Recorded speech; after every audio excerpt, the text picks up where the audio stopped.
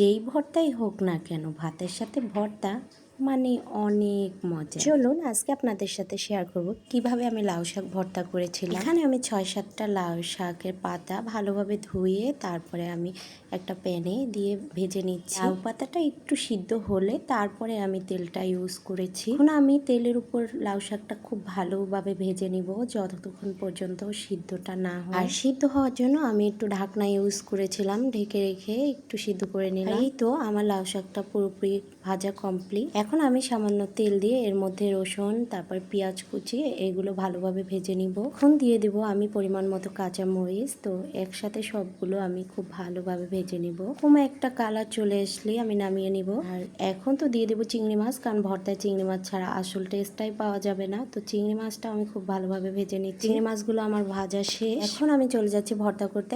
আমি ব্লেন্ডারে দিয়ে ভর্তাটা করে নেব। পেঁয়াজ, মরিচ, রসুন আর হচ্ছে চিংড়ি মাছ ভাজাটা আমি ব্লেন্ড করে নিয়েছি। এর মধ্যে এখন আমি দিয়ে দেবো লাউ শাক ভাজাটা।